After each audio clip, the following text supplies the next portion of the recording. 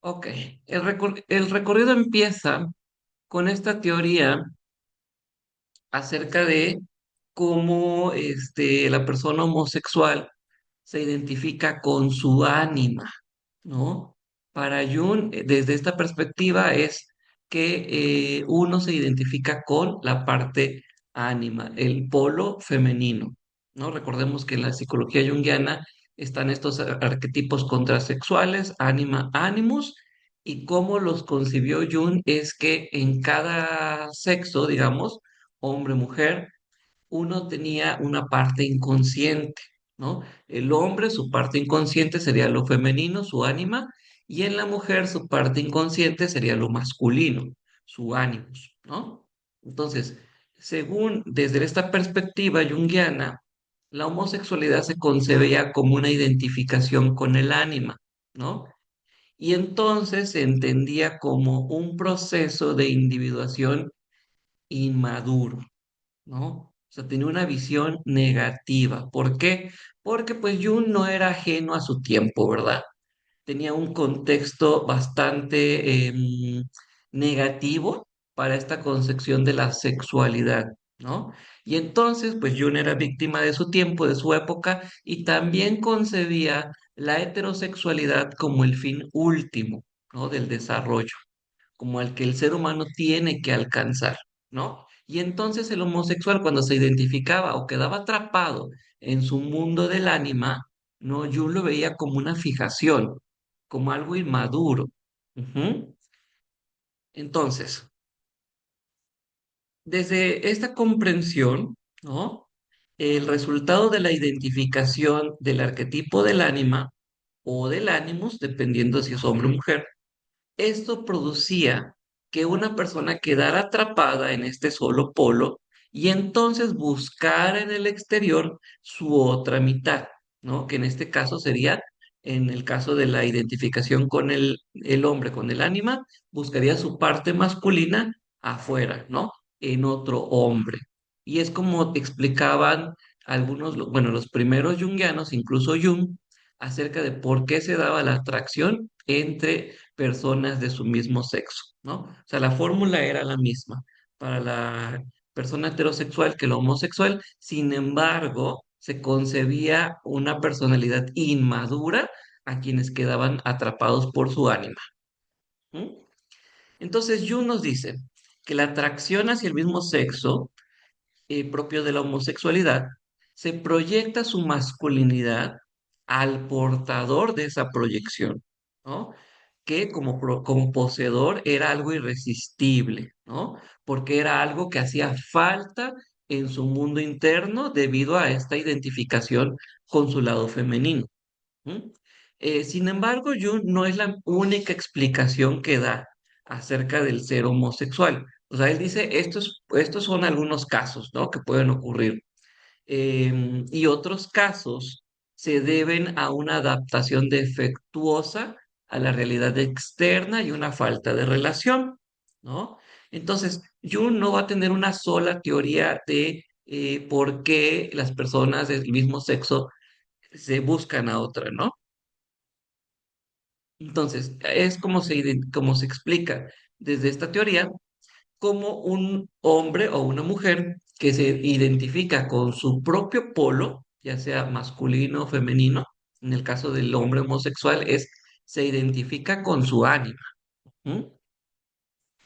Y proyecta su polo masculino en otro hombre del mismo sexo, ¿no? Entonces, hay una atracción debido a la identificación y la proyección. Ujú. Digamos, esto es a grandes rasgos la primera teoría que hace Jung acerca de por qué un hombre es atraído por otro hombre, ¿no? Es por un efecto de identificación con el ánima y proyección de su polo masculino, que piensa que le hace falta, ¿no? Interiormente. Entonces, esto se da por identificación y proyección. Jung afirma que tanto la atracción homosexual como la pasión heterosexual usan los mismos mecanismos, ¿no? Identificación y proyección. En el caso de la homosexualidad, la persona es proyectada debido a la identificación con el ánima. En la heterosexualidad, el ánima animus es proyectado debido a la identificación con la persona, ¿no? Lo que Jung considera defectuoso no es, por tanto, la atracción al mismo sexo, ¿no? Porque recordemos que para él se usan los mismos mecanismos.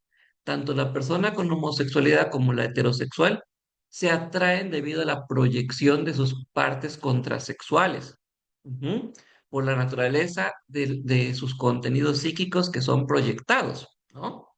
Entonces, para Jung no es eso lo que queda como inmaduro, ujú, sino que para Jung es inmaduro porque percibe como si fuera ajá, la meta llegar a la heterosexualidad, ¿no?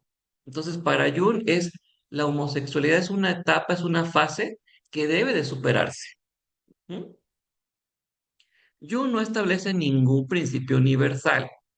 La identificación con el ánima es solo una base para muchos casos de homosexualidad abierta o latente, mas no es la única, ¿no? Para él no hay una sola causa, hay diferentes causas. Entonces, la homosexualidad, tal como la usa Jung, es un estado psíquico de atracción hacia el mismo sexo, como la expresión conductual de dicha atracción. O sea, vemos que aquí va a haber un gran espectro, ¿no? Desde la atracción hasta la conducta sexual. Ujú. A pesar de esta evaluación negativa innegable, debe notarse que la homosexualidad per se como fenómeno natural no es condenada por Jung. Más bien, Jung parece evaluar cada relación homosexual en función de su beneficio o de su perjuicio sobre el carácter de la persona, considerando si su expresión integra o impide la integración del ánima ánimo. O sea, para Jung no es la homosexualidad lo que está mal, lo que es, digamos, defectuoso, sino él considera qué tantos beneficios y qué tantas consecuencias le acarrea esta identificación en su adaptación al mundo, ¿no? Y a su totalidad.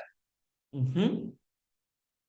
Sin embargo, sabemos pues que esta época para Jung la meta era la heterosexualidad y por lo tanto la homosexualidad se concebía como algo inmaduro, ¿no? Entonces, porque realmente consideró muy pocos factores positivos y se centró en nombrar muchísimos factores negativos acerca de la homosexualidad y las personas homosexuales, ¿no? Incluso se puede ver su pensamiento todavía machista, ¿no? Porque para él, cuanto más homosexual es un hombre, más dificultades tiene, ¿no? Para Jung, entre más homosexual, más, menos lealtad, menos firmeza, menos amistad, ¿no? O sea, lo veía como algo negativo. Ujú. Mientras que un hombre solo, ligeramente homosexual, para Jung era alguien que podría alcanzar una brillantez como educador, ¿no? Como un toque especial a la personalidad, ¿no? Como estético, como sensible. Ujú. Entonces, desde esta perspectiva de entre más homosexual, más horrible, ¿no? Con más defectos, y entre menos se le note, mejor, ¿no? Entonces, este pensamiento, pues es, incluso en nuestra actualidad sigue, ¿no? Permeado por la cultura. Entonces, digamos que eso no le permitió abrir más ese pensamiento, ¿no? O sea, no lo condenaba, pero tampoco tenía una opinión muy favorable, ¿no? Era pesimista. Entonces, hay varios artículos en donde Jung menciona casos de pacientes homosexuales. Sin embargo, nunca tuvo un texto como tal hablando acerca de la homosexualidad, ¿no? No tocó el tema de manera profunda o de manera única, sino que lo fue tocando porque surgía, ¿no? Se acordaba de un paciente por el tema que estaba hablando y lo traía a colación, ¿no? pero nunca dio una teoría como tal, nunca habló como tal, ¿no? Por ejemplo, en este artículo de acerca de los arquetipos, con especial referencia al concepto de ánima, él dice de un caso, ¿no? De un joven, bueno, habla de los jóvenes en general, que no han alcanzado la mitad de la vida, o sea, alrededor de los 35 años. Dice, pueden soportar incluso la pérdida total del ánima sin sufrir daño. Lo importante en esta etapa es que un hombre sea un hombre, ¿no? Entonces vamos a preguntarnos, bueno, ¿qué es ser un hombre para Jung? ¿No? El joven en desarrollo debe poder liberarse de la fascinación del ánima materna. Hay excepciones, en particular los artistas, en quienes el problema suele tomar otro rumbo.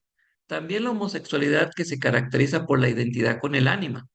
A la luz de la frecuencia reconocida de este fenómeno, su interpretación como una perversión patológica es muy dudosa. Los hallazgos psicológicos muestran que se trata más bien de un asunto de separación incompleta del arquetipo hermafrodita, unido a una resistencia marcada a identificarse con el papel de un ser sexual unilateral. Tal disposición no debería ser juzgada como negativa en todas las circunstancias, en medida en que preserva el arquetipo del hombre original. Un ser sexual unilateral ha perdido hasta cierto punto, ¿no? Digamos, aquí hay una opinión muy positiva acerca de la personalidad homosexual, ¿no? Como una visión de que somos un ser hermafrodita. Ujú. Somos masculino y femenino, ¿no? Y entonces para Jung en esta cita, para él el homosexual se renuncia a ser un ser unilateral, ¿no? Y prefiere mantener estas dos unidades, que más adelante vamos a tocar el tema del ser andrógino, ¿no? Del arquetipo del andrógino.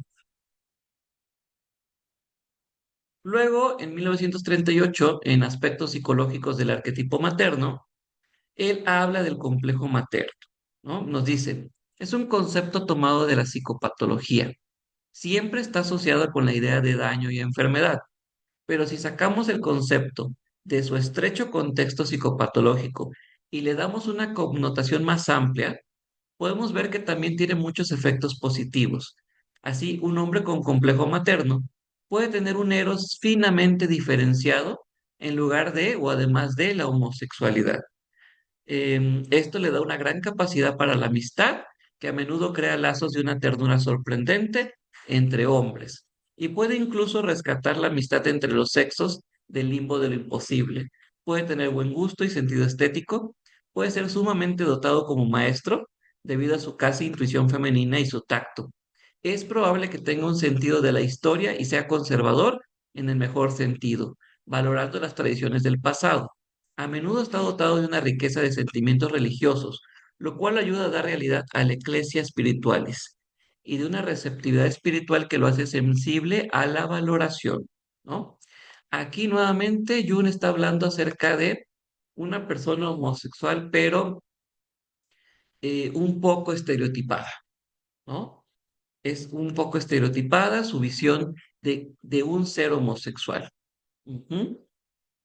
Entonces, nos dice Robert Hobb, dado el contexto de estas descripciones, uno casi se pregunta si Jung está describiendo los efectos positivos de un complejo materno o los estereotipos sociales de los hombres homosexuales. Inclinación artística y estética, sensibilidad emocional, actitud para profesiones de enseñanza, servicio, conexión con el pasado, ¿no? Estos rasgos estereotípicos que Jung parece vincular al complejo materno, base de la homosexualidad, son vistos aquí de manera positiva, incluso elogiosa, ¿no?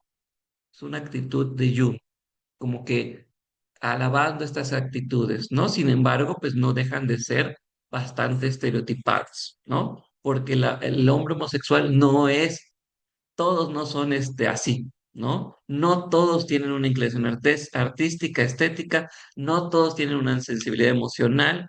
Vamos a proseguir en este contexto histórico y Robert Hobb, de todos estos escritos de Jung, o sea, les mostré nada más como dos o tres, pero él hace un recorrido más amplio. Él rescata cinco actitudes con respecto a la homosexualidad desde los escritos de Jung. Él dice, número uno, desprende su opinión de que la homosexualidad no debería ser una preocupación de las autoridades legales, ¿no? Porque la homosexualidad por sí misma no reduce el valor del individuo como miembro de la sociedad. Y segundo, que las leyes que convierten la homosexualidad en un delito son inútiles e inhumanas, ¿no? Dice Robert Hobbes, aunque difícilmente se podría considerar a Jung como un agente de reforma social, tampoco puede negar su actitud de tolerancia social hacia la homosexualidad, ¿no? Digamos que eso ya es mucho para Jung en esa época, ¿no? Porque en esa época se consideraba un acto inmoral penado por la ley o se iba del otro lado, ¿no? Una psicopatología psiquiátrica. ¿Mm? O sea, estaba de dos lados, ¿no? Y al menos Jung era de la opinión de que no se trataba de algo que debería ser penalizado. ¿Mm? Número dos. Dice, la homosexualidad se comprende mejor cuando se sitúa en un contexto histórico y cultural. Para Jung, la Grecia clásica, en la cual la homosexualidad cumplía una función social y política, constituye un punto de referencia histórico constante, ¿no? Él hacía mucha alusión a las prácticas homosexuales históricamente registradas en la antigua Grecia, ¿no? Donde la función, digamos, del hombre mayor era como de enseñar al joven hombre cómo debe ser un hombre, ¿no? Sin embargo, había una práctica de relaciones homosexuales, ¿no? Para él, esta era la función positiva, función social positiva, ¿no? Las relaciones entre hombres mayores y jóvenes. Eh, Jung parece pesimista e inseguro de que tales valores positivos puedan mantenerse dentro de la sociedad por parte de personas homosexuales. Es decir, esto era como la antigüedad, actualmente pues lo dudaba, ¿no? Si iba a funcionar. Tercera actitud, consistía en distinguir la homosexualidad de un individuo de otros aspectos de su personalidad. Este enfoque es más claro en sus casos clínicos, en las que Jung va más allá del comportamiento homosexual para considerar otros aspectos de su desarrollo psicológico, ¿no? Es decir, la homosexualidad solamente era una característica más de esa persona. O sea, ni siquiera lo atribuía a sus problemas a la homosexualidad, ¿no? Él tocaba a la persona por su totalidad. Ujú. Entonces, aunque la teoría de Jung estaba basada en que la persona homosexual estaba fijada o tenía un complejo materno, ¿m? Eso no quiere decir que fuera completamente negativo. También tenía aspectos positivos, ¿no? Digamos que Jung era muy ambivalente en este sentido. A veces destacaba las cosas positivas y a veces enumeraba muchas cosas negativas, ¿no? Número cuatro. La homosexualidad de un individuo tiene un significado peculiar para ese individuo concreto y el crecimiento psicológico consiste en llegar a ser consciente de ese significado para sí mismo. Y esto, digamos, es lo más rescatable de esta perspectiva junguiana, ¿no? El que una persona debe encontrar su propio significado de ser. Ujú. O sea, eh, para mí, ¿qué significa o qué sentido tiene la homosexualidad? ¿No? No le va a dar el mismo sentido que otra persona, ¿no? Cada uno debe asumir el para qué, ¿no? Y no solamente la homosexualidad, en todos tus aspectos de vida. Ujú. Todo sirve al propósito del crecimiento psicológico. Dice, de todas las actitudes de Jung hacia los pacientes homosexuales, la presuposición de significado parece la más trascendental. Tal presuposición permite a las personas homosexuales encontrar dentro de sus propias historias una razón, una meta y una dirección independientemente del sufrimiento o la realización que su homosexualidad haya traído a sus vidas, ¿no? Permite a quienes conocemos a personas homosexuales, profesional o personalmente, asumir que su homosexualidad no es simplemente un accidente, sino algo tan importante como la orientación sexual que nosotros mismos poseemos, ¿no? es darle sentido a su vida, su historia, su orientación sexual, ¿no? Que se sienta él o ella misma, es lo más importante, ¿no? Porque este enfoque tiene mucho que ver con la actualidad, con el enfoque de tratamiento actual, ¿no?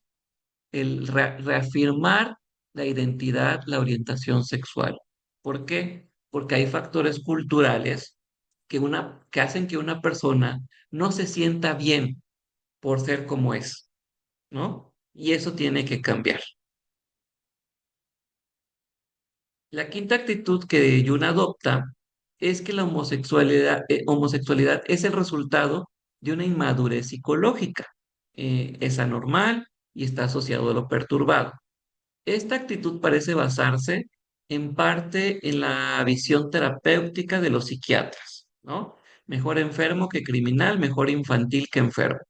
Sin embargo, la visión de la homosexualidad como algo psicológicamente no desarrollado se basa en algo más que una visión equivocada de la función social terapéutica de la psiquiatría.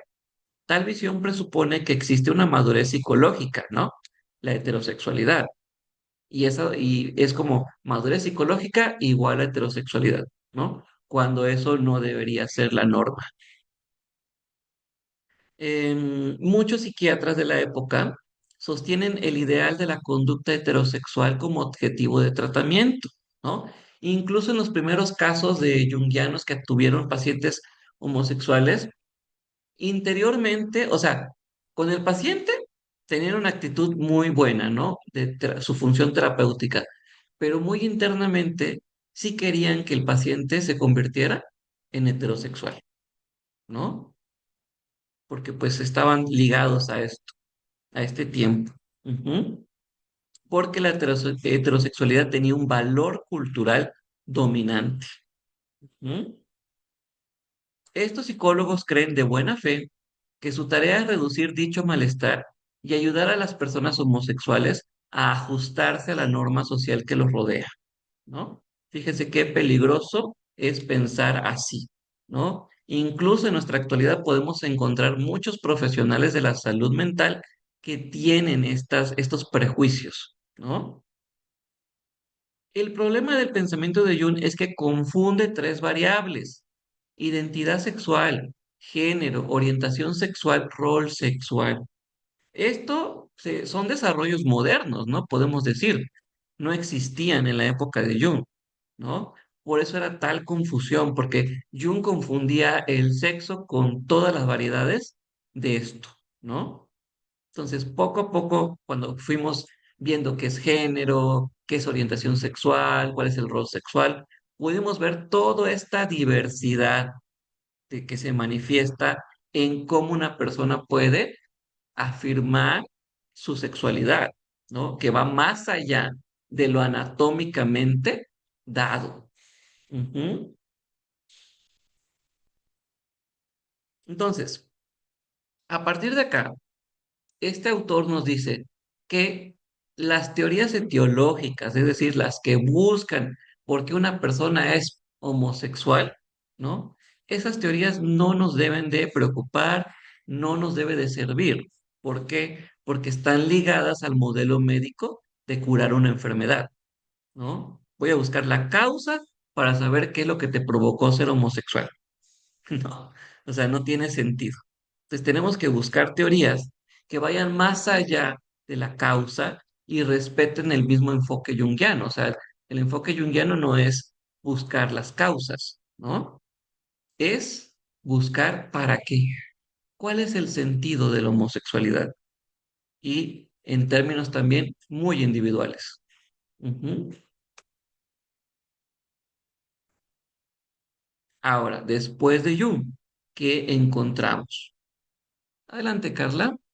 Gabriel, cuando dices como el sentido o el para qué, es como la función que realiza para la persona. Sí, O sea, ¿cuál es la funcionalidad que le da a ese individuo la homosexualidad? sí, más que funcionalidad es tu significado de vida, Ok, gracias. ¿no? algo que te haga que tú lo adoptes y sientas ser tú mismo. Ujú. ¿No? ¿Qué significa para ti ser homosexual?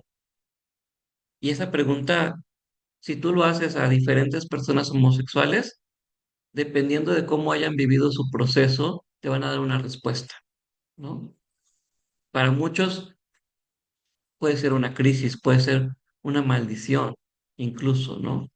Y para otras personas pueden estar disfrutando de eso, ¿no?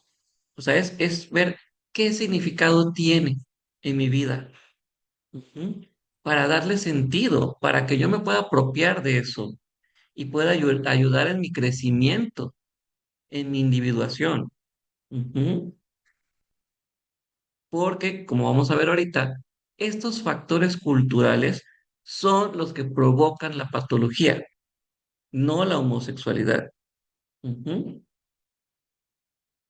Y vamos a empezar con algunos autores muy interesantes. Este, por ejemplo, de 1976, Mitch Walker. Él escribió este artículo del doble, ¿no? Que utiliza el mito sumerio de Gilgamesh. No sé si sepan un poquito de este mito, Gilgamesh, ¿no? Gilgamesh era un gobernante sumerio en un reino, ¿no?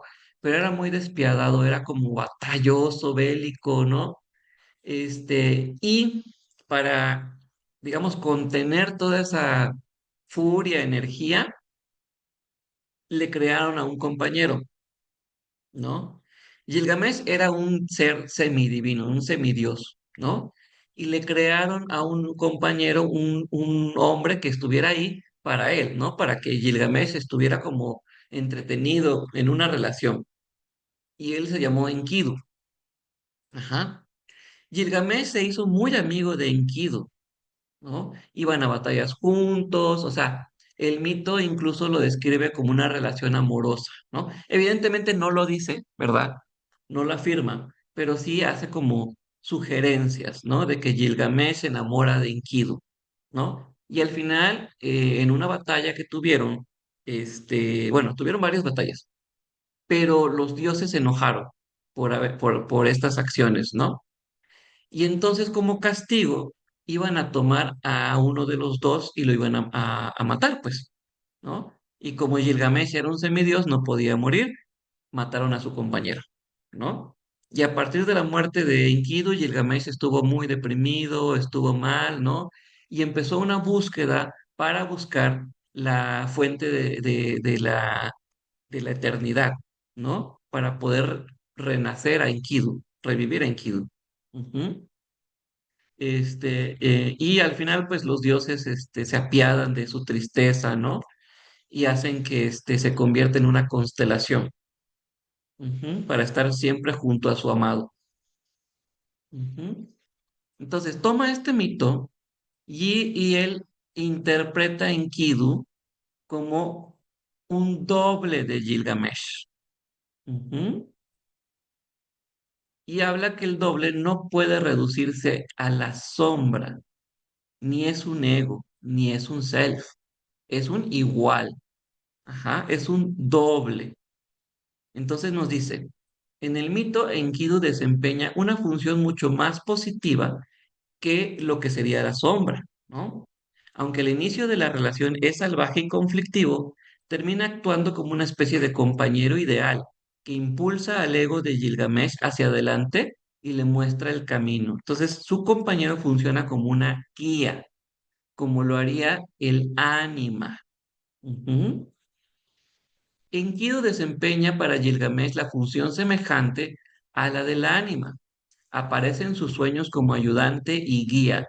Es bello y fascinante su condición salvaje.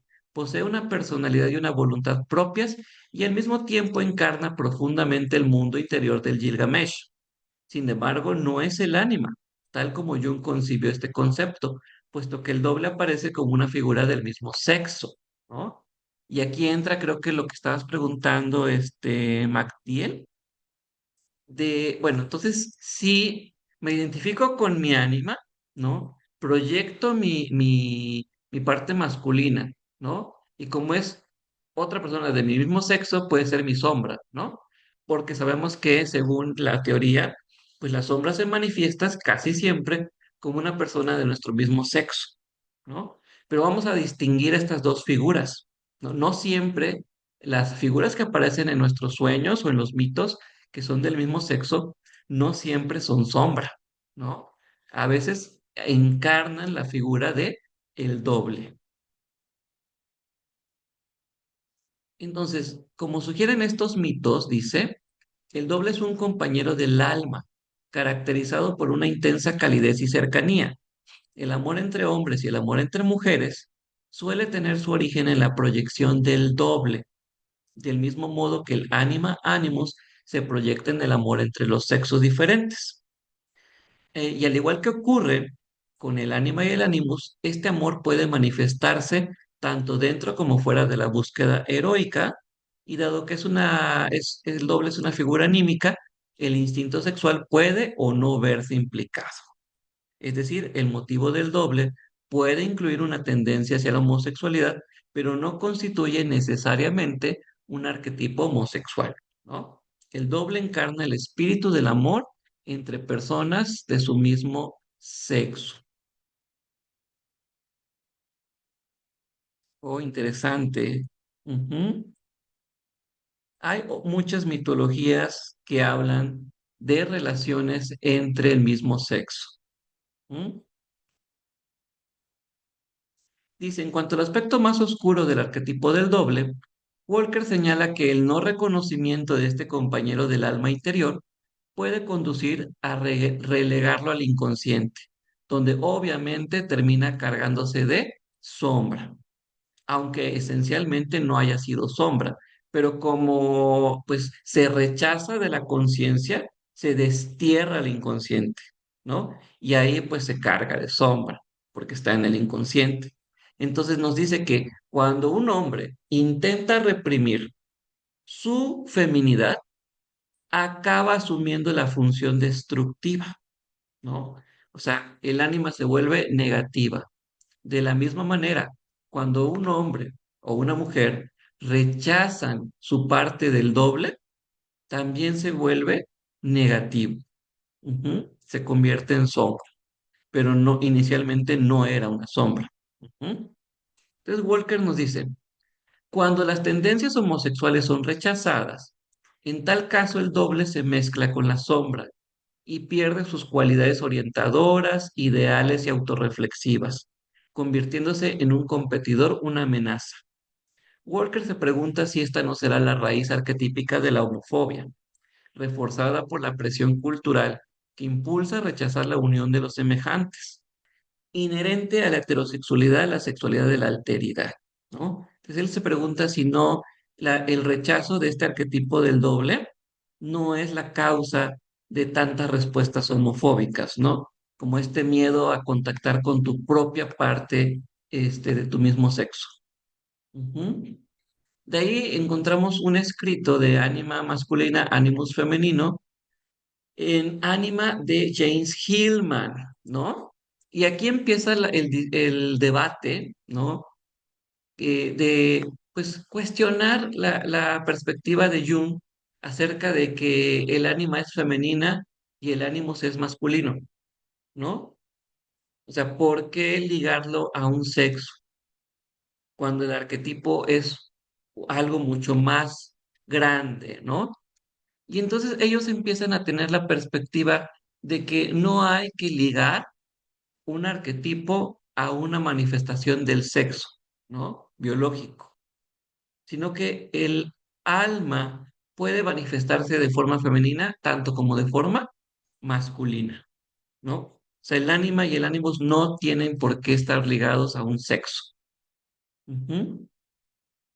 Depende de la persona, del mundo exterior también, cómo va a ser su carga, ¿no? Si a lo femenino o hacia lo masculino, ¿no?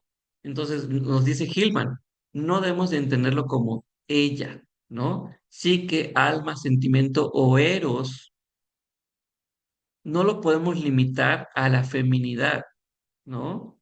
Simplemente es un concepto que va mucho más allá. Ujú.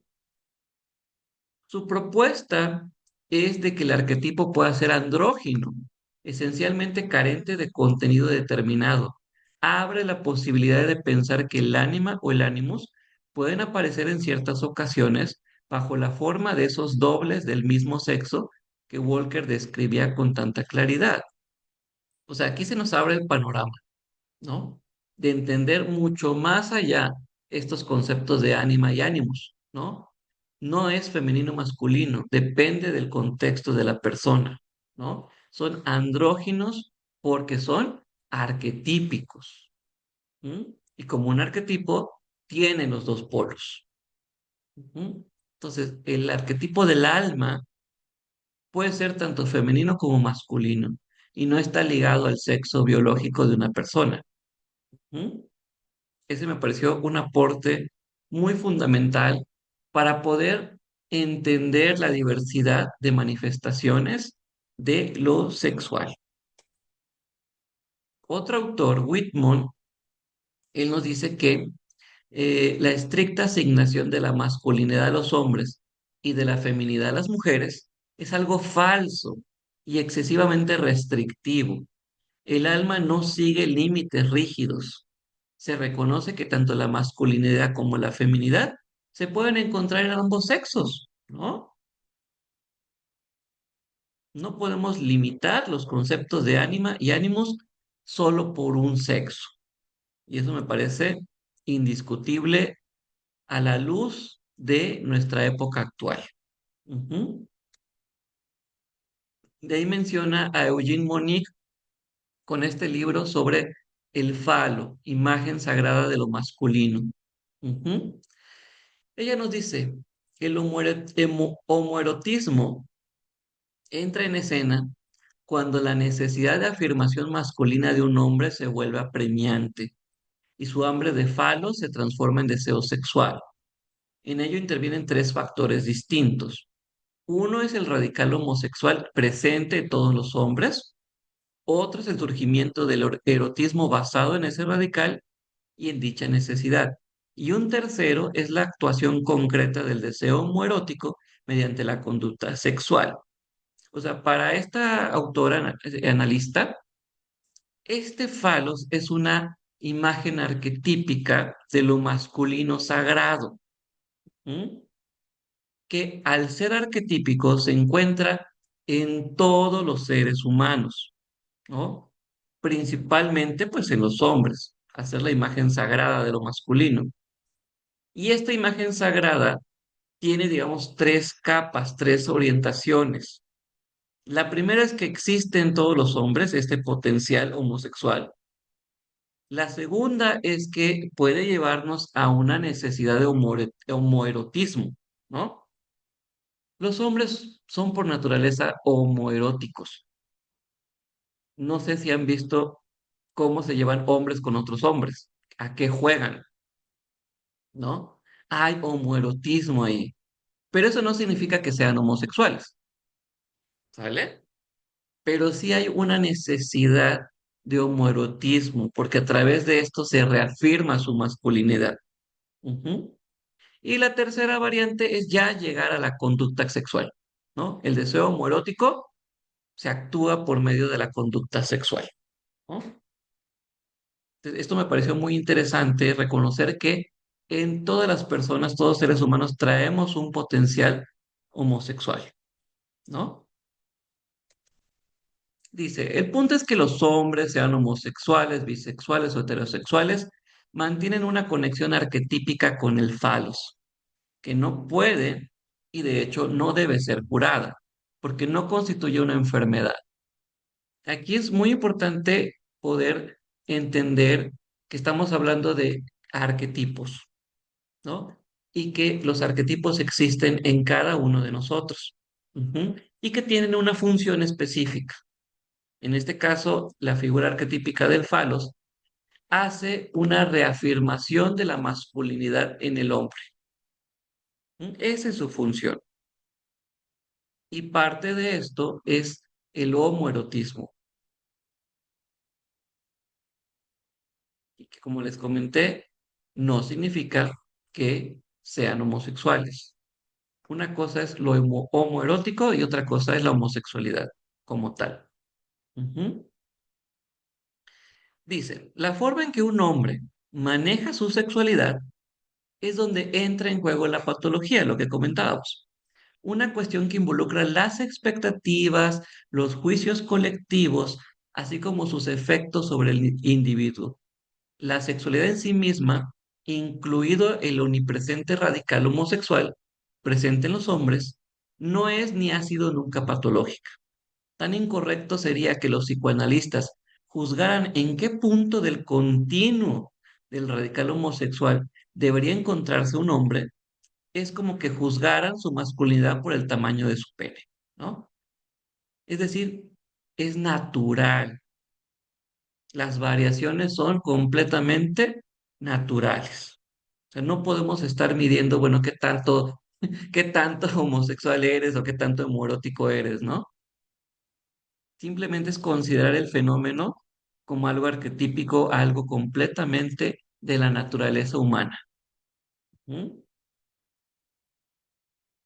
Y así como en la naturaleza hay variaciones. Ujú.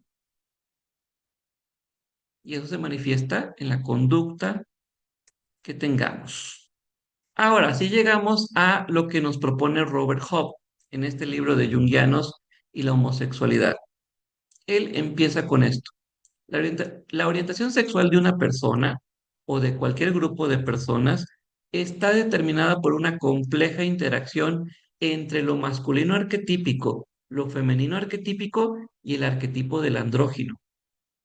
Ujú. O sea, la mezcla, la interacción entre estos grandes arquetipos, grupos arquetípicos, va a definir varios aspectos de tu personalidad, no solamente tu sexualidad, ¿no? Pero entre esos aspectos está la sexualidad. Ujú. Suponer que toda orientación sexual contiene los tres dominantes arquetípicos implica avanzar aún más hacia la totalidad, que constituye la finalidad teleológica de la sexualidad en su nivel más profundo. El eros como fuerza de unión y vinculación, ¿no? El eros como esta gran fuerza arquetípica, pues no tiene definido nada, ¿no? Ningún objeto, simplemente es unión, vínculo, lazos. Ujú. Y estos lazos se pueden dar entre personas de diferente sexo, mismo sexo, etcétera. Ujú. La sexualidad de los hombres homosexuales no constituye simplemente un fenómeno unidimensional, es decir, que esté atrapado en la identificación con lo femenino, que sea un complejo materno, ¿no? Va mucho más allá de eso. Es una interacción de muchos aspectos, de muchas configuraciones. Nos dice Robert Hoppe, o sea, puede ser debido a un complejo papá-hijo o a un complejo madre-hijo, ¿no? O al hermafrodita, es decir, todas estas expresiones de conexión física y emocional con otro hombre no va a ser solo definido por la madre ni por el padre, ¿no? Es un complejo de fuerzas arquetípicas. La teoría funciona de manera semejante para comprender la homosexualidad femenina, donde la atracción y el vínculo amoroso entre mujeres se convierten en un profundo entretejido entre dinámicas mamá-hija, fortaleza paterna, unidad andrógina, y no simplemente a un complejo de Demeter, ¿no? O de una supuesta desviación producida por un animus dominante. ¿Mm? O sea, no es tan sencillo, pues, ¿no? Ni el hombre homosexual es un complejo materno negativo, ni la mujer lesbiana es un animus, atrapada en el animus del padre. Entiendo que si uno lo cataloga, realmente lo limita. Ujú, sí, claro. Entonces, no debemos de buscarnos o quedarnos en la causa, ¿no? Porque son un múltiple de factores que van más allá también de la experiencia personal, tiene que ver con arquetípicos. Ahora dice, no existe razón alguna para suponer que lo femenino no funcione de manera diferente en personas heterosexuales y homosexuales. Debemos reconocer que los hombres homosexuales pueden ser tan propensos como cualquier otro ser humano a identificarse con lo femenino, ¿no? Y eso lo sabemos muy bien. Hay hombres heterosexuales bastante femeninos y no significa que sean homosexuales. Ujú. Es decir, identificarse con lo femenino no indica una conducta sexual, ¿no? Son otros aspectos, otros complejos. Ahora, aquí viene la parte más bonita, donde Robert Hood utiliza la película del Mago de Oz, ¿no? Para poder, digamos, entender el proceso de individuación en una persona, más bien en un hombre homosexual, ¿no? Él dice que el Mago de Oz ocupa un lugar especial en la comunidad gay masculina, ¿no? Y él dice, la película puede representar elementos arquetípicos personificados de enorme importancia para los hombres homosexuales, ¿no? Aquí sabemos que en nuestra actualidad las series, las películas son nuestros mitos actuales. ¿Mm? Ya no nos contamos mitos antiguos, nos contamos actualizaciones de los mitos, ¿no? Y en ese sentido, una película puede ser una narrativa arquetípica. Hay una analista, Anne Belfort Ulanov, que ella ya hizo una interpretación de esta película, pero obviamente bajo la perspectiva femenina, ¿no? Ella lo ve como un viaje femenino para la integración de su ánimos. Entonces nos dice Robert Hobb que su interpretación es precisa, perspicaz y plantea interesantes interrogantes cuando se intenta explorar el significado de la película para los hombres homosexuales. Nos pregunta, ¿cómo habla este mito del desarrollo femenino al alma de los hombres homosexuales? ¿Cuál es la relación entre la interpretación que Ulanot hace de lo femenino y el significado para la película que ellos adquieren? Y llegamos al tema del contexto, que todos sabemos, todos conocemos. Estamos en una cultura patriarcal dominada por el sesgo heterosexual. Es decir, lo que más valora, lo que más le importa es la visión del mundo heterosexual y del hombre. ¿Mm? Entonces, eso genera bastantes consecuencias para las mujeres y también para los hombres homosexuales. En primera, estas condiciones psicosociales hacen que la atracción sexual hacia los hombres sea una característica exclusivamente femenina. ¿Mm? En consecuencia, el hombre que ama a otros hombres, la única definición de sí mismo que la cultura le impone es verse como psicológicamente femenino, ¿no? Hay demasiados insultos para esto, para comprobar esto, ¿no? Cuando un hombre le empiezan a tratar como mujer, lo intentan sobajar, ¿no? Es un insulto. El modo en que logra integrar esta feminidad de una manera positiva y no negativa va a determinar su grado de madurez psicológica. Entonces, aquí la importancia del hombre homosexual es cómo va a integrar su aspecto femenino y su aspecto masculino, de qué manera lo integre y de qué forma no se convierta en algo unilateral y tampoco se convierta en algo sin identidad propia. Ujú. O sea, es un gran riesgo. Relacionado con este punto, otra consecuencia de este mundo heteronormado es la necesidad o el proceso de salir del closet, ¿no? Ningún heterosexual tiene esta necesidad, ¿no? Solo las personas homosexuales y de otras diversidades tienen la necesidad de afirmar su identidad y con los riesgos que esto pueda provocar, ¿no? La reacción de la familia, la reacción de los amigos, el mundo laboral, etcétera, ¿no?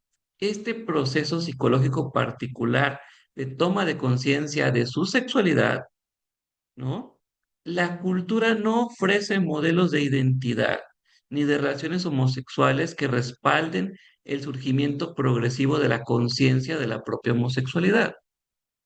Y estamos en camino de ese proceso, ¿no? Poco a poco la cultura va dando espacios, pero digamos que esos espacios son ocupados por modelos que no son saludables. ¿Mm? Entonces, dice, volvemos al Mago de Oz, ¿no? Que la comunidad gay masculina responda con tanta intensidad y afecto a un mito sobre la integración del Animus, difícilmente debería sorprendernos, dado que la cultura occidental ha identificado la homosexualidad masculina con la feminidad psicológica. ¿M? Muchos hombres homosexuales han interiorizado en detrimento, o sea, han interiorizado su feminidad en detrimento de su masculinidad, ¿no? El Mago de Oz ofrece a estos hombres un mito de integración de lo masculino y de redención de lo femenino. Como se señala Ulanov, los símbolos de esta película representan elementos que son tan necesarios para la individuación de las mujeres, pero también no solo de las mujeres, también de los hombres homosexuales, ¿no? El torbellino emocional semejante a un tornado que irrumpe en la pubertad de Dorothy y de su mejor amigo, y la necesidad de Dorothy de abandonar el hogar y encontrar su propio camino, que esto es muy clave, ¿no? Encontrar el propio camino. Es un viaje involuntario e incluso no deseado hacia Oz, ese mundo en Technicolor que representa su vida inconsciente. En la medida en que los hombres homosexuales han interiorizado una definición femenina de sí mismos, también necesitan emprender el mismo viaje que Dorothy hacia el mago, fuente masculina de poder. Tanto para las mujeres como para los hombres homosexuales, el viaje comienza con la derrota de la bruja mala, esa poderosa fuerza femenina que ha mantenido sometido al país de los Munchkins, la tierra de las personas pequeñas. La llegada de Dorothy al reino del inconsciente rompe el dominio opresivo de la bruja y hace que el conflicto en torno a lo femenino se constele de una forma más diferenciada y activa. Hay una rivalidad de aspectos femeninos, Glinda la bruja buena y la bruja mala, ¿no? Es esta lucha entre poder alcanzar un mayor grado de diferenciación en lo femenino. Encontrar el propio punto de apoyo del yo es una tarea que compete a todo ser humano. Sin embargo, muchos hombres homosexuales parten de una definición de sí mismos extraída en gran medida de imágenes patriarcales y peyorativas de la feminidad, al igual que las mujeres también, ¿no? Para preservar su pasión y su capacidad de sentir como fuentes de poder, los hombres homosexuales suelen encontrarse en el centro de una lucha teñida de un profundo carácter arquetípico entre el bien y el mal. Vista desde esta perspectiva, resulta comprensible porque esos poderosos zapatos de rubí son aquello que la bruja mala codicia, que Glinda protege y que Dorothy debe utilizar para encontrar el camino que la conduce por el camino de baldosas amarillas, ¿no? O sea, la película, estas zapatillas rojas hablan de la pasión de tomar tu propio camino, ¿no? Ir en búsqueda de tu propio ser. Ulanot identifica a los compañeros de Dorothy en el camino como imágenes de lo llamado ánimos positivo, destinado a integrarse. Estos aspectos que son todavía poco desarrollados. Por ejemplo, el espantapájaros, el hombre de hojalata, el león cobarde, carecen respectivamente de inteligencia, corazón y valentía, ¿no? Son aspectos de lo masculino, pero que todavía no están completos. Algo les hace falta. Y Dorothy considera que el mago es la fuente de todas estas cualidades, es lo que le va a permitir poder tener lo que necesitan sus amigos, ¿no? Y aquí hay una función de los personajes. En la interpretación de mitos y cuentos de hadas, reconocemos este patrón, ¿no? La cuaternidad que forman los personajes. El patrón 3 más uno, frecuente en los cuentos de hadas, y señala la tarea psicológica que Dorothy tiene ante sí, la búsqueda de su totalidad. Una vez más, mujeres y hombres homosexuales aparecen recorriendo ese mismo camino psicológico. Las mujeres porque la asignación patriarcal de los roles sexuales les arrebatan la posibilidad de reconocer cualidades masculinas como algo naturalmente accesible para ellas.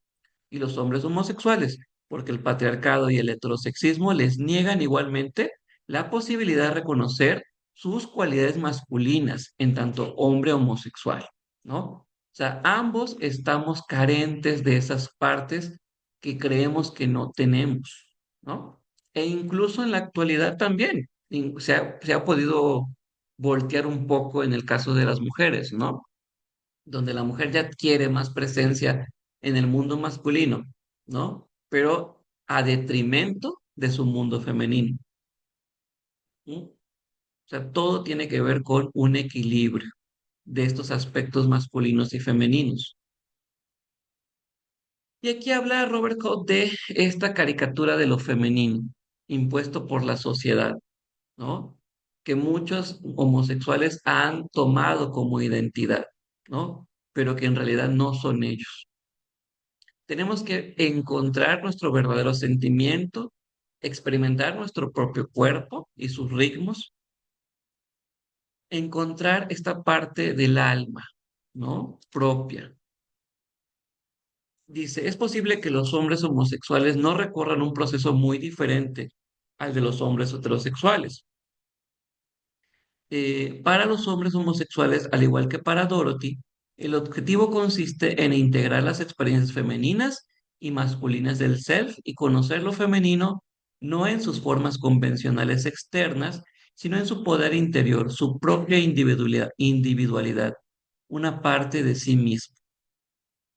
La entrada en la ciudad Esmeralda resulta más difícil de lo imaginado, pero una vez que Dorothy y sus compañeros llegan allí, el mago, esta figura impotente, les asigna precisamente la tarea que cabría esperar. Dorothy y sus amigos deben arrebatar la escoba fálica de las garras de la bruja. Para los hombres homosexuales, la bruja puede comprenderse mejor como un símbolo del poder restrictivo, marchitador y destructivo de la identificación social del hombre homosexual con lo femenino. La bruja y su escoba fálica son desde luego figuras interiores, dominantes arquetípicos. Para los hombres homosexuales, arrebatarle la escoba a la bruja puede significar tanto la despotenciación de esa feminidad inferior como la reapropiación de la masculinidad fálica que les ha sido negada por ser homosexuales, ¿no? Entonces, la identificación con el lado femenino negativo, sombrío, ¿no? Y tomar este potencial de la masculinidad, del arquetipo del falos que habíamos hablado antes. A medida que la bruja es desinflada, también el mago, junto con este ideal de su masculinidad como viejo sabio, pues termina siendo un fraude. Para los hombres homosexuales, los aspectos idealizados del mago y su posterior desenmascaramiento pueden representar una situación psicodinámica muy semejante. Es decir, em, hay mucha atracción en el mundo homosexual hacia figuras heterosexuales que se les ve como poderosas, se les ve como sabias, ¿no? Eh, y hay una fantasía ahí que tiene que ver con esta búsqueda idealizada de lo masculino. Ujú. Entonces, si nos liberamos de esta tiranía de la autoidentificación femenina y reapropiamos nuestra energía fálica, muchos hombres homosexuales caen presa de una búsqueda frenética del hombre ideal que encarne de manera mágica esa masculinidad poderosa y activa que ha constituido el objetivo de su larga búsqueda. El mito del amante perfecto es una fantasía que cualquiera que haya trabajado clínicamente con hombres homosexuales puede reconocer como persistente y casi universal, apareciendo en uno u otro momento de su proceso de individuación masculina. Siempre hay una fantasía de encontrar al hombre perfecto, ¿no? Que esto pues no es tanto solamente del homosexual, ¿no? También incluso de las propias mujeres que van en búsqueda de este ideal masculino. La máscara. Esta actitud hacia la persona constituye una limitación cuando se intenta examinar el desarrollo psicológico cuya posición social es de marginados, como ocurre con las personas homosexuales. Ningún grupo afronta estas cuestiones de forma tan directa. La persona homosexual vive en este mundo, en este submundo, como una población este, negativa, ¿no? Que se asigna desde su nacimiento por el simple hecho de nacer en una sociedad patriarcal, ¿no? Que afecta tanto a niños como a niñas, ¿no? Porque sobre los hijos se les impone una máscara masculina o femenina de acuerdo a su sexo. ¿Mm? Y en medida en que no nuestra imagen, nuestra identidad no coincide con la máscara que se nos asignó, ¿no? Ahí empezamos a tener problemas, porque la sociedad, tus padres ya te habían asignado ese rol. Entonces, los sentimientos homosexuales internos se desarrollan en conflicto con las expectativas de una masculinidad heterosexual y lo hacen de una manera que puede ocultarse y negarse con facilidad. Cuando un hombre reconoce públicamente su homosexualidad, puede imponérsele a una persona igualmente falsa, la de una feminidad inferior asociada a esa homosexualidad ahora reconocida. De este modo, una de las situaciones psicológicas esenciales de los hombres homosexuales constituye también uno de los temas fundamentales del mito de Dorothy. Para los hombres homosexuales, nada es lo que parece bajo la máscara. La sociedad les impone mediante los roles heterosexuales o mediante la atribución de una feminidad inferior. Entonces tenemos de dos. Y eso también lo pueden encontrar en en el espectáculo, ¿no? O tenemos de dos. O finges tener una máscara de heterosexual y te quedas en el closet, o te revelas como homosexual, pero adoptas la figura cómica del homosexual. ¿No? La figura cómica del homosexual, la que la sociedad aceptó primeramente. El que se viste de mujer, el que se maquilla, el que tiene estas conductas, o sea, este estereotipo que la sociedad te dice cómo es un homosexual. ¿Mm? Entonces, la historia de cómo la figura homosexual va apareciendo en público, va siendo reconocida, es a través de la figura socialmente aceptada, ¿no? Hasta esta figura cómica del homosexual. ¿Mm? Que mientras sea cómico no hay problema, ¿no? Entonces es apartarnos de esto, encontrar nuestra propia identidad homosexual. Magdino dice las drags. En un momento sí. O sea, inicialmente este movimiento de drag era un movimiento rebelde, era un movimiento que iba en contra para que fuera algo, como performance, ¿no? Como de que, mírame, ¿no? Y se mantiene en ese carácter de respuesta social, ¿no? Reapropiarse del papel cómico del homosexual, darle otro significado. Entonces, seguimos con Hawk. Los hombres homosexuales que no logren desprenderse de la persona impuesta por la sociedad, que no consigan asumir y afirmar su homosexualidad tanto interior como exteriormente, significa conservar la armadura colectiva de las convenciones sociales con efectos perjudiciales para uno mismo, ¿no? La creación de una persona adecuada, una persona que represente y contenga la vida interior sin ocultarla, una persona que proteja permaneciendo al mismo tiempo flexible y resiliente, constituye una de las tareas psicológicas más importantes para los hombres homosexuales en una sociedad homofóbica, ¿no? El reafirmarte, encontrar quién eres, en cómo se va a expresar tu identidad afuera, ¿no? Y al mismo ser flexible y sobre todo resiliente. ¿Por qué? Porque la vida de una persona homosexual no es fácil. Nos enfrentamos a cosas sumamente difíciles, ¿no? Desde la familia, desde los padres, la sociedad, etcétera, etcétera, etcétera, ¿no? Entonces, hay em, muchas cosas adversas que se tienen que avanzar, ¿no? Entonces, que tú tengas una identidad fuertemente cohesionada, que sepas quién eres, ¿no? Eso te va a servir para poder manifestarte interiormente y exteriormente. Todas estas tareas poseen una profunda resonancia simbólica para los hombres homosexuales que, en palabras de Malcolm Boyd, deben quitarse las máscaras y emprender un viaje más allá del rostro de las convenciones para encontrar en su interior el color, la vida y el poder de su sexualidad. La búsqueda de Dorothy simboliza la propia búsqueda de los hombres homosexuales por atravesar la falsedad de aquello que aparentan ser y forjar una persona mediadora que refleje quiénes realmente son. Los hombres homosexuales son los compañeros de Dorothy, porque ellos también deben encontrar el camino de regreso a un self auténtico en el mundo.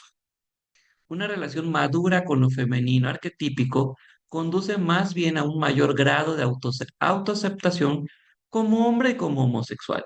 Esta aceptación de sí mismo hace posible el tipo de cercanía e intimidad entre mujeres y hombres homosexuales, que muchos hombres heterosexuales envidian y que muchas mujeres encuentran extraordinariamente placentera y liberadora, ¿no? Lo que comentabas, Lídice, ¿no? La relación de amigas con las mujeres y los homosexuales, ¿no? Hay una conexión, hay un compañerismo y quizás hay una herida común, ¿no? En este mundo patriarcal. El impulso por recuperar la propia masculinidad, encontrar el propio poder y la propia capacidad de dominio, experimentar la condición masculina mediante la sumisión a otros hombres y la resistencia al placer y al dolor corporales, jugar con los límites entre la restricción y la libertad, todos estos son temas que adquieren una importancia especial para los hombres homosexuales, quienes quizá experimentan con mayor intensidad que nadie la ausencia de una auténtica iniciación masculina, precisamente porque su propio ser los orienta hacia la relación erótica y la realización afectiva con otros hombres, ¿no? Aquí es un tema mucho más largo, ¿no? Que tendríamos que ir desplegando acerca del arquetipo de la iniciación. ¿Cómo cambia? ¿Qué pasa entre hombres y entre hombres homosexuales? Solo aceptando y honrando la masculinidad colectiva que busca ser reconocida a través del amor erótico entre hombres, podremos ayudar a los hombres homosexuales a desarrollar un sentido más pleno y profundo de su propia vida como hombres.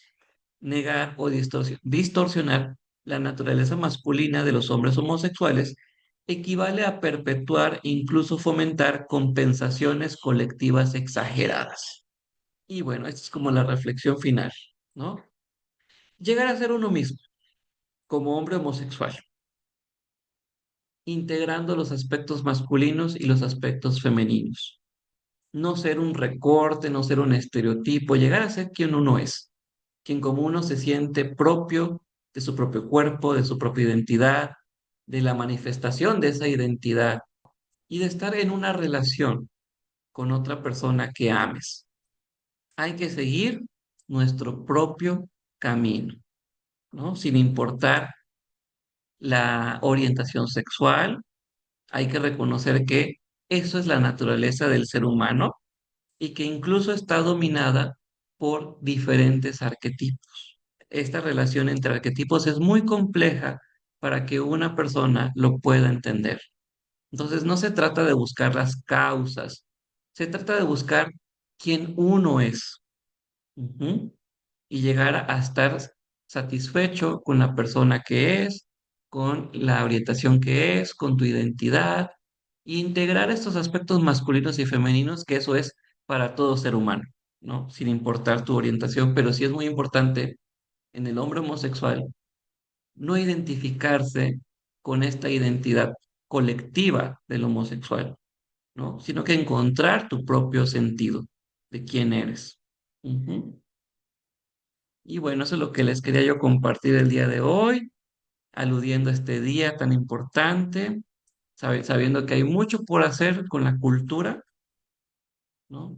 Pero creo que estos temas son importantes para que abramos el debate y entendamos también a nuestros pacientes. No seamos como esa primera generación de junguianos que los queremos que vayan al buen camino de la heterosexualidad.